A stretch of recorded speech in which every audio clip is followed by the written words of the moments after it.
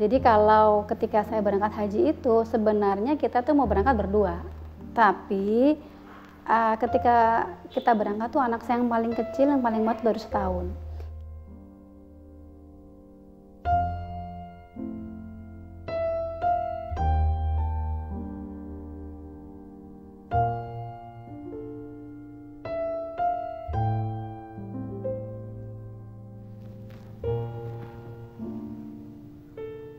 Ma, Iya. kayaknya aku nggak bisa deh ninggalin anak-anak begitu aja. Kenapa? Harus ada yang menemani anak-anak. Aduh, kalau aku sih nggak bisa, Pak. Aku udah terlalu kangen. Aku udah rindu, Pak. Gimana kalau Papa aja, ya?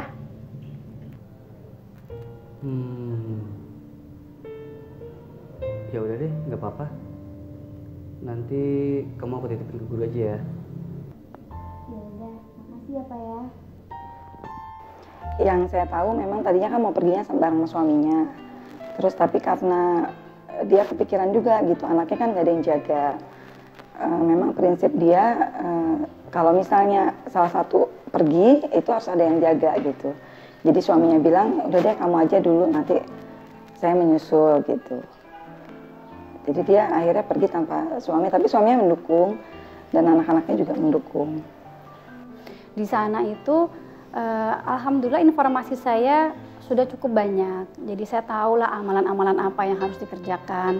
Nah, di sana itu saya dinasehatin gitu ya, kalau kamu ingin suami kamu terbuka, banyak sedekah atas nama suamimu, banyak doa, banyak berdoa di tempat-tempat yang mustajab gitu. Pada awal saya pergi haji tuh saya sedih gitu. Saya pikir yang lain tuh semuanya beserta suaminya gitu, suami istri. Cuma saya doang sama satu orang yang pergi tuh tanpa suami gitu. Ternyata Allah itu memang benar-benar memberikan waktu untuk saya untuk bermesraan dengan Allah. Dan alhamdulillah dari seluruh jamaah, bahkan guru saya sendiri sakit.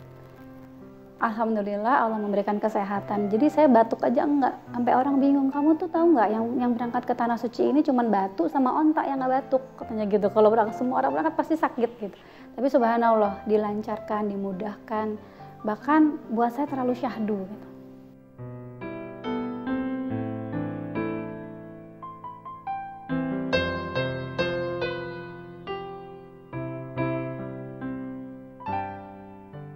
Ketika saya usia 35 tahun dan saya pulang haji, terus saya utarakan kembali gitu. Terus saya bilang, ini bajunya udah 3 minggu nih saya pakai, saya baru pulang haji gitu. Ini baru 3 minggu, rasanya udah nggak enak, saya copot lagi. Boleh nggak saya pakai terus?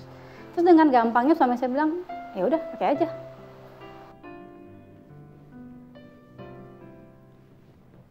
Pak, udah 3 minggu nih pakai pakaian ini. Rasanya aneh deh kalau dilepas. Nggak apa-apa kan dipakai selamanya? Ya udah, pakai aja. Makasih ya Allah. Makasih ya, Pak.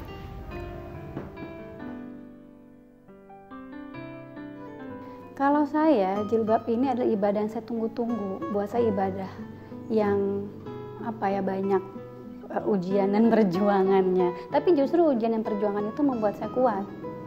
Tentu saja anak saya bilang saya tambah cantik. Jadi kita nggak usah repot-repot cari mama, bingung. Soalnya pasti mama beda dari yang lainnya gitu.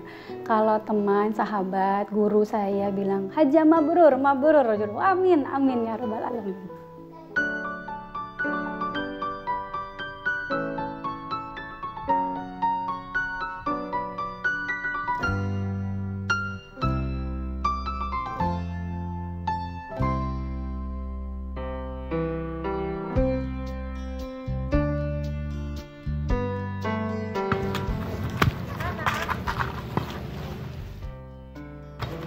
Jalan-jalan ke mall yuk.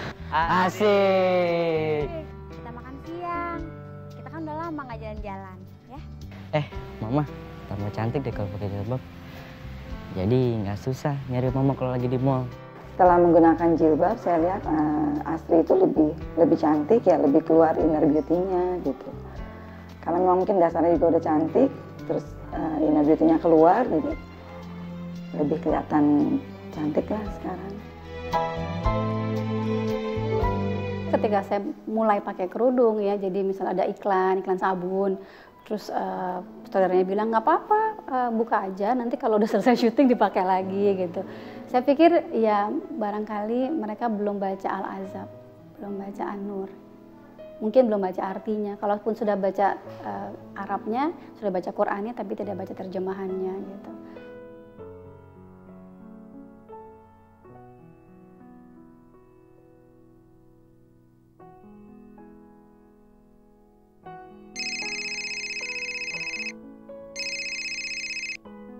Halo, Halo, Mbak Ci.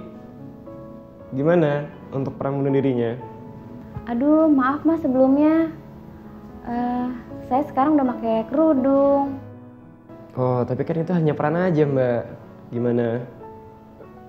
Walaupun itu cuma cerita, penonton kadang menjadikan tontonan sebagai tuntunan. Itu yang membahayakan. Saya nggak mau muslimah lainnya menjadi putus asa dan bunuh diri. Walaupun itu cuma sinetron, saya tetap seorang muslimah. Jadi maaf ya mas ya. Oh, ya udah. Makasih ya, Mbak. Iya.